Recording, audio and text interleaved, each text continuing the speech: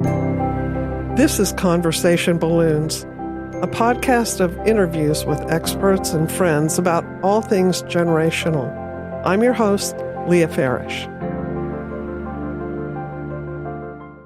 We're here today for this episode sponsored by the Herzog Foundation with Laura Wilkinson McCall, and she is a trauma-informed interior designer. And I'm fascinated by the insight that she has into people and the spaces that they live in. And so we're glad to have you back, Laura. Thank you so much for having me. I'm happy to be here. You wrote to me that your work explores how space, story, and nervous system safety intersect. And tell us what's involved in that intersection. Yeah, so there's a lot of scientific evidence research to tell us that our spaces impact our nervous system. Our spaces reflect back to us kind of what's going on the inside. They impact us. When I say this, whether you've read the articles or not, you know it. You can feel that. You know when you walk into a space that you feel like you can breathe, and when you walk into a space that just kind of feels chaotic. Your system already knows. Yeah.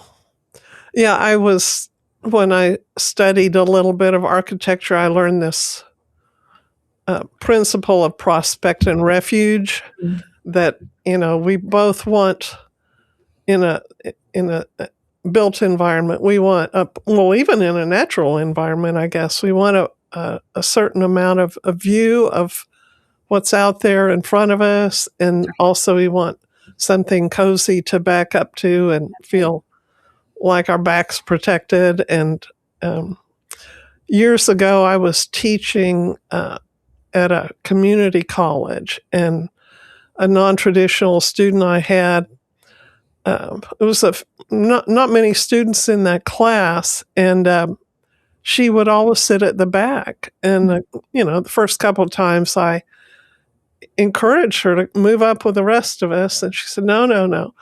And later she told me that she had been traumatized, and there were violent memories that troubled her, and she needed to sit against a wall, Right. and those kinds of considerations for people who've been traumatized, that's something that you bring to your work, especially you not only contract with clients to beautify their homes, but you volunteer, right, to consult with institutions, and you've consulted with people who are dealing with this. That's right. To consider things that are not just aesthetic, right? Absolutely. In fact, those spaces that I've done, I've worked with several women who've come out of incarceration. I've worked with women who've come out of addiction, homelessness. Those spaces are not spaces I would necessarily put on a portfolio. They're beautiful because they look like that woman's story, but they are kind of throw out all of the rules, if you will, of interior design. For example, to your point, interior design rules would say you want to float your furniture. You don't want your furniture up against a wall. And I don't disagree. That it looks better. But that is not necessarily at all a rule that I would implement in trauma-informed interior design. In fact, I did a space for a woman. She was a house mom. She'd graduated this program and was now the house mom for these other women coming in. And she had to meet regularly with women kind of in a one-on-one, just to check in with them. And exactly what you're saying, she said, I cannot have my back to the door. And so she had a desk. We had to incorporate a desk and chair, 2 like club chairs, and her bed in this pretty tiny space. But I was not about to put any of that furniture where she couldn't see the door. So if I were to show you a photograph, you'd say, well, that feels a bit off. But she walked in and wept. She walked in and said, this is exactly what I needed. And so it's just taking the story into consideration, as not just into consideration, as the guidepost for all the decisions in that space. That's so beautiful.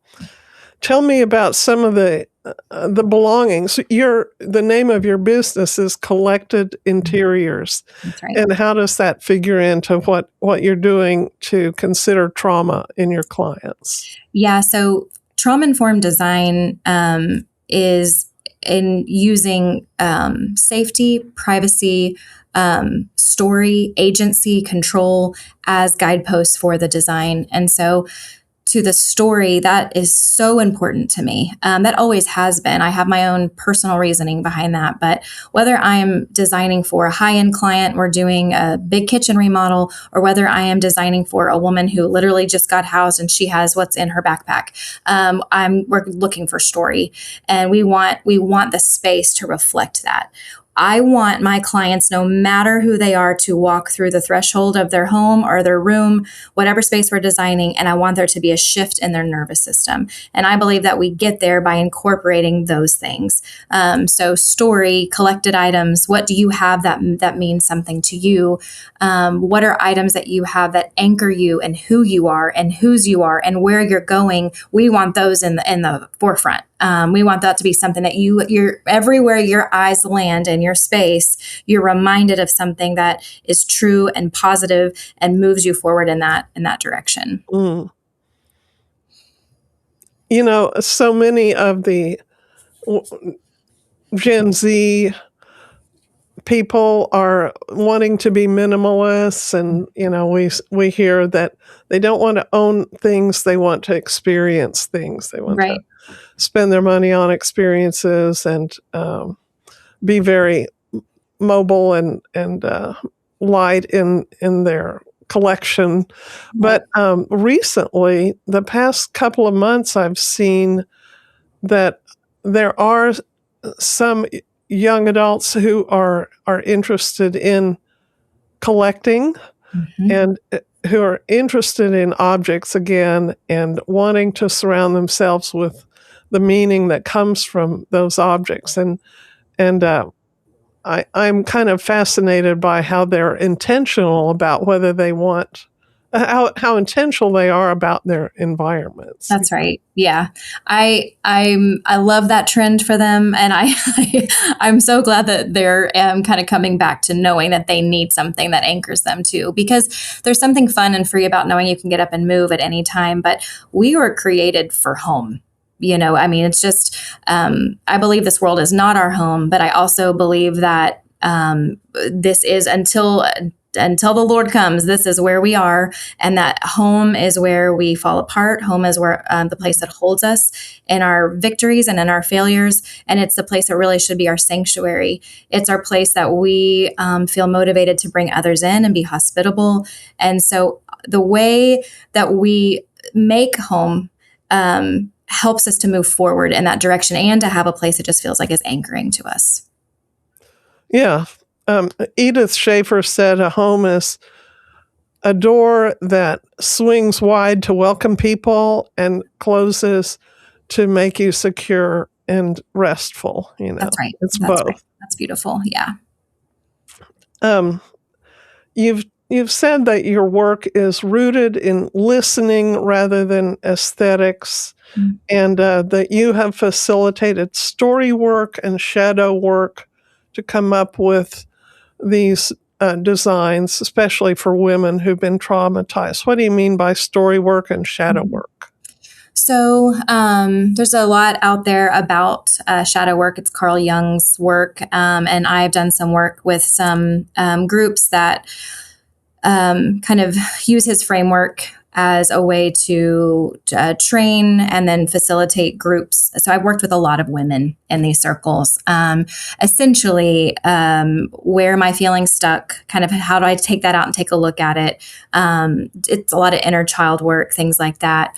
So kind of having done that for years and then doing design, I'm like, man, these two really live together. So when I'm working with someone, I will say to them, to what level you're comfortable, I'd love to hear your story.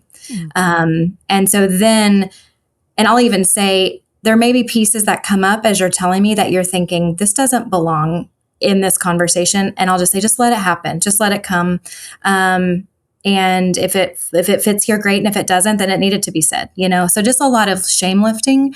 And then because of that, I also am able to, because trauma dumping can be real too, and I've got some ability to just kind of reframe and shift things so that we keep the story concise and important both. And so, and then in that, like I said, I'm able to, a lot of people will say, I can't believe I just told you that, or man, that doesn't feel like it belongs, and just able to thank them and sit with them in that and lift a lot of shame. And then just truthfully, God's given me a gift that when they're telling me the story, I'm just kind of weaving together the design of their space and how it's going to reflect that back to them.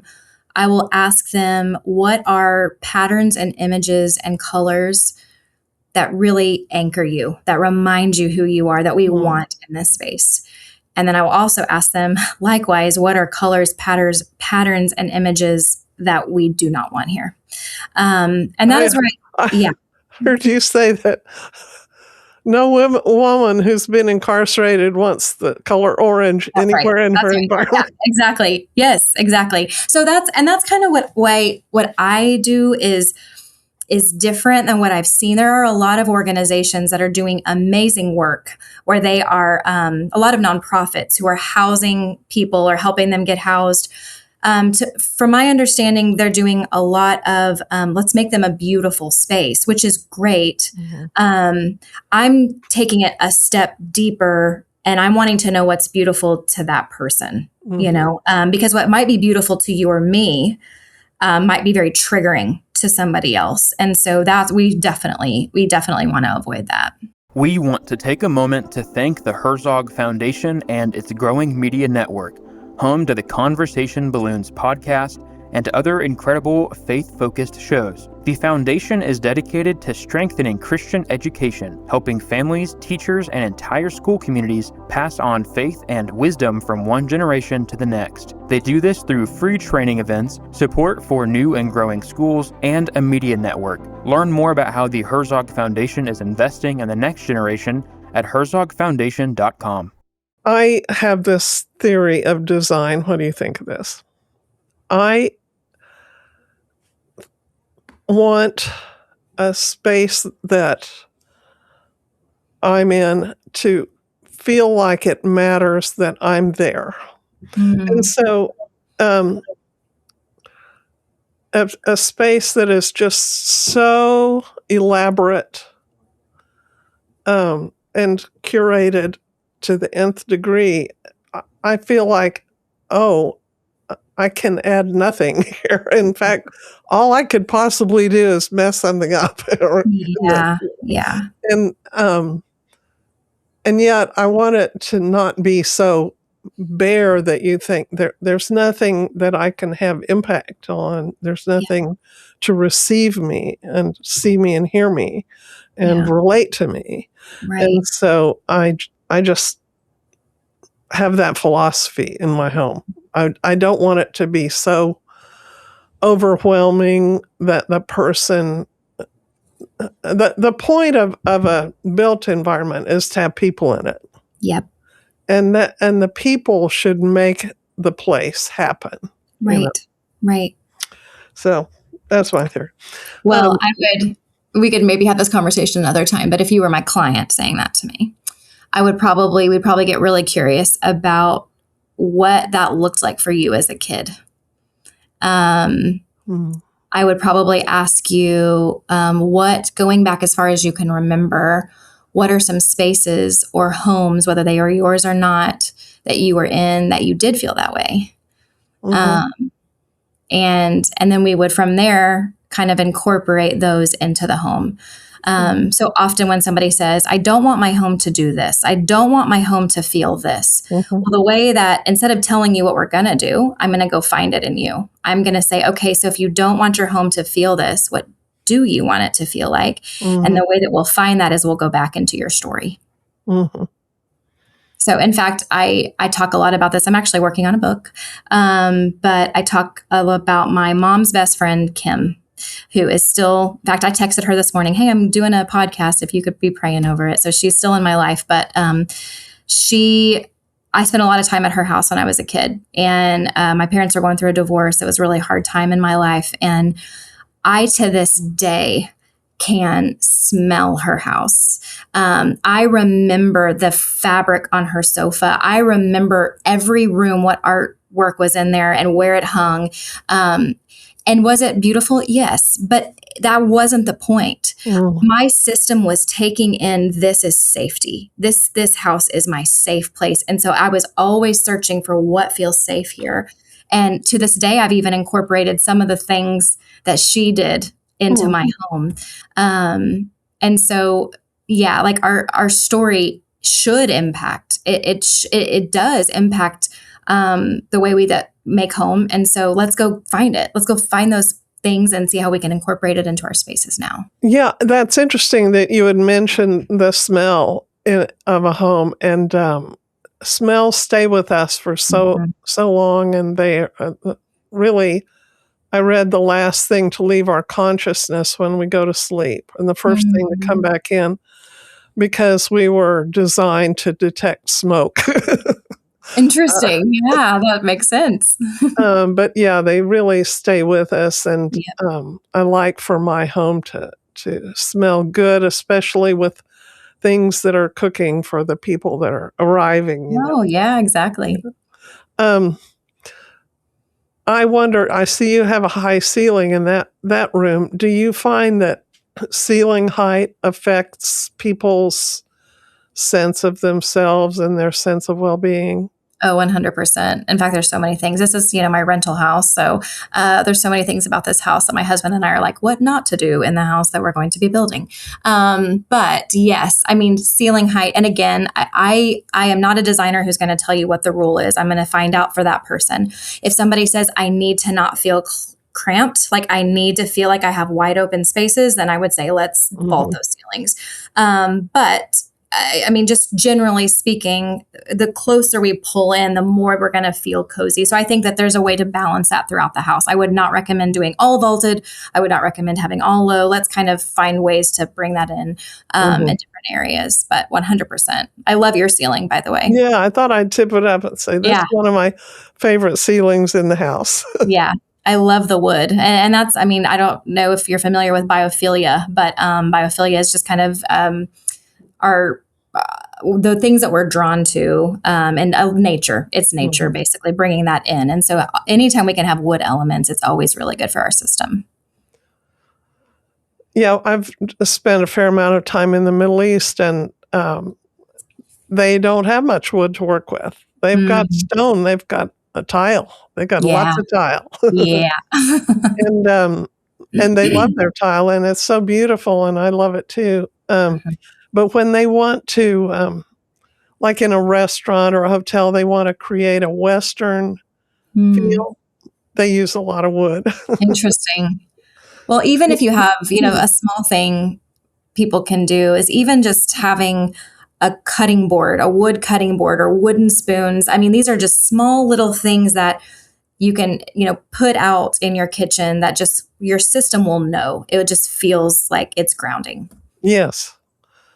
And one thing that I like about this ceiling that is here in this room is it muffles sound, kind of baffles the sound. Yes. And so that's why we record in here. Yep. And I've noticed, I visit one family rather often that has little kids, and they're loud. It's a loud family. And they're happy loud and mad loud and everything loud. All the loud, yeah. Play loud and look loud and everything. Yeah.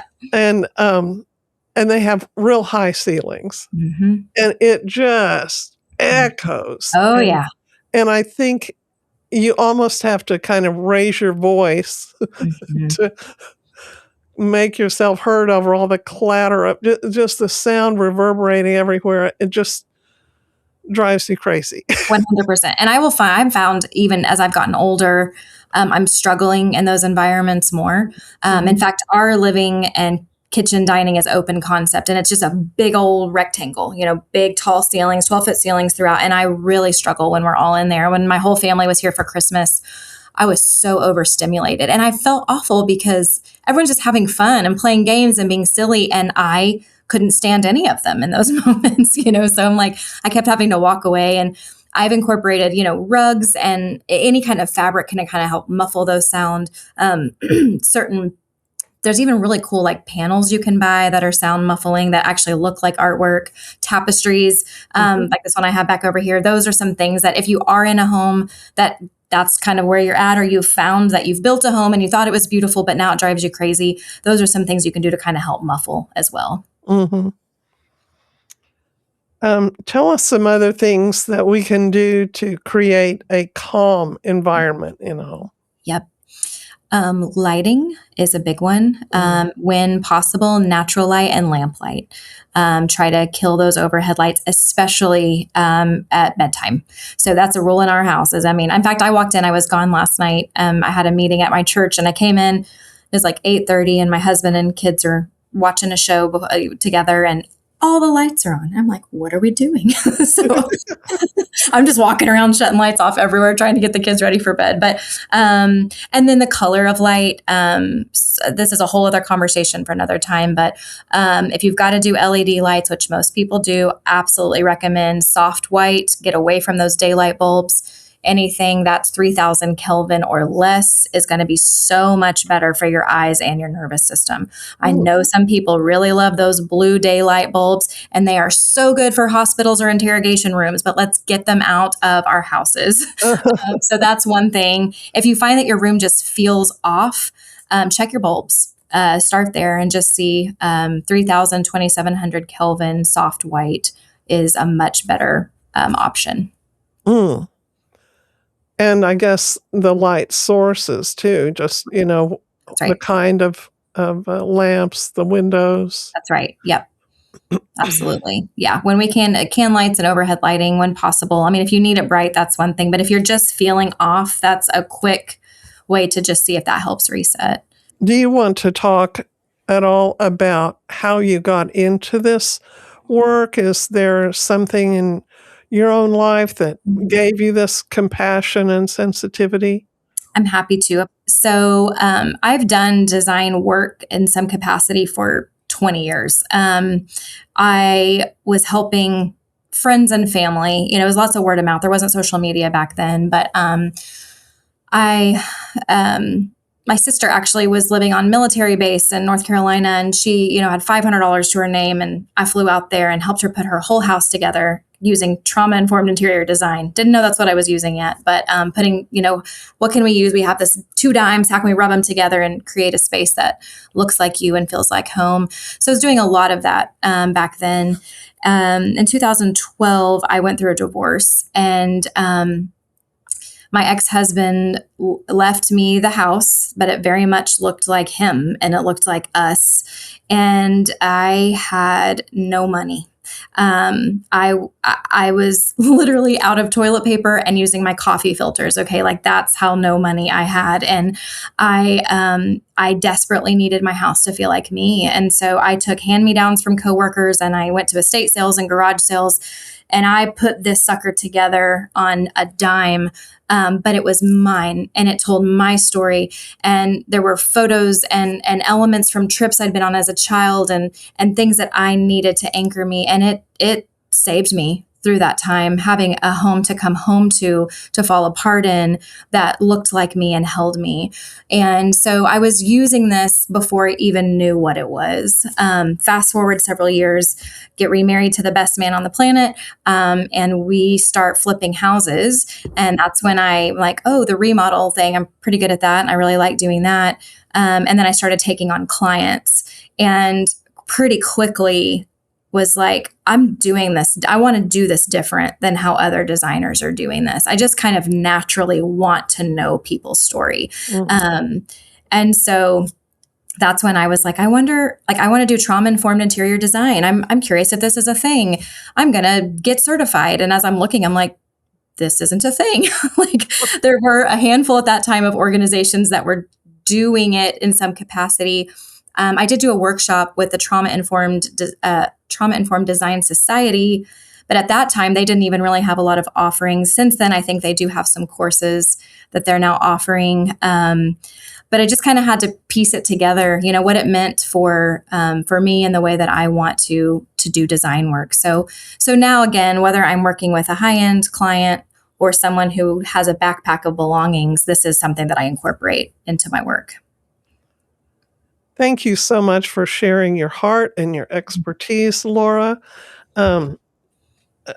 If people want to learn more about your work and seek out your help, how should they go about that?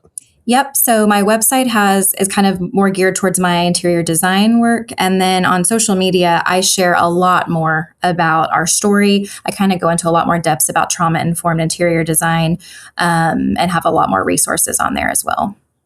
Great. And that is? My handle is Collected Interiors 918. Great.